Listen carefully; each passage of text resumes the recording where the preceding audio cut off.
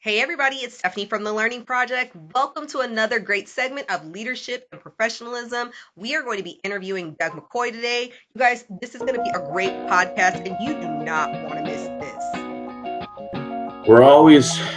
We always have to have that student pass, right? And in today's generation, students have always been taught that you have to pass. You have to be successful. And I think more success is learned from failure than always constantly being successful. Woo.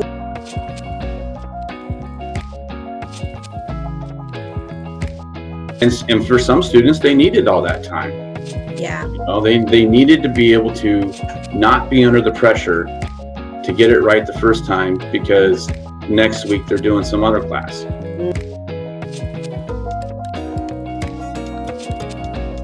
I think one of the greatest disservices that we do to students these days, post-secondary, right? So college, we're talking kids that are going to college. We are more than happy to give them a $100,000 student loan, and put them in a $100,000 loan debt.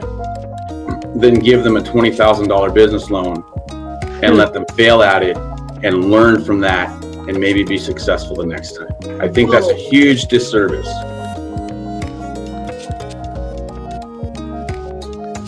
The difference between like 0 and 1 is 0.00001, correct? And we're always afraid to take that 0.001 step. And I don't know if it's because we're more fearful of the success of it, like what if it would happen? Or if it's just we listen to everybody around us going, oh no, you got to do this. This is what you need to be. This is what you have to do in order to fit into society. You need to, have the White House and the picket fence and the 2.5 kids and the dog, right? All that. But if that doesn't fit who you are, or if that's never felt right to you, then why are you listening to it?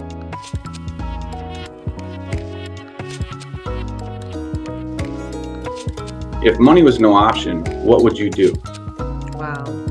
He's like, pick your passion and go do that. And the more you do it, the more you'll find people that are doing the same thing. And eventually you'll get connected to where you're successful. You got to put in the work though, right? You only have at the end of the day, you only have yourself to blame for the choices of the results that didn't happen.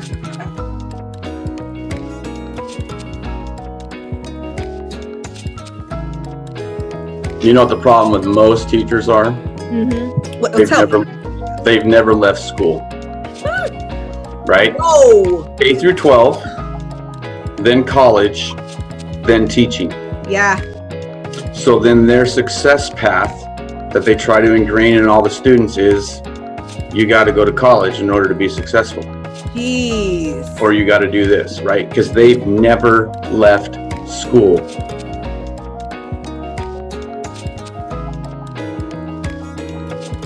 How do I develop my leadership skills is just, I pick good leaders to hang out with.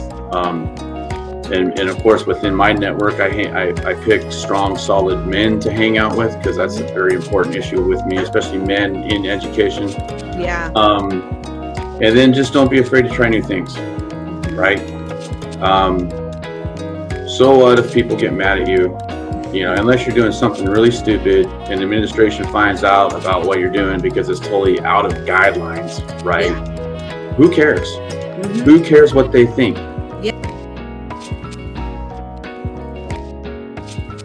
Out of that criticism, allow your strong people to hold you accountable. And do what they say.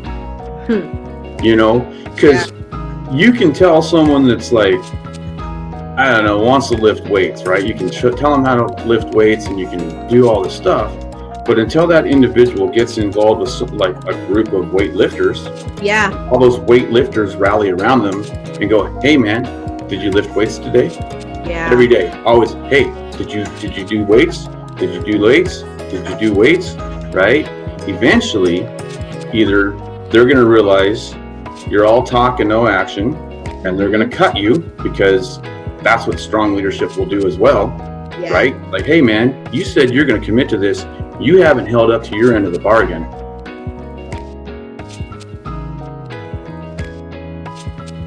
I'm not doing this to please my principal. I'm not doing this to please the English teacher next door to me. I'm doing this because these, for the next hour or hour and a half, 2.5 hours, however long you have them, are my, like I used to refer to my students as my kids all the time, right? I never said my students, I always said my kids, right? Yeah. I'm doing it for them.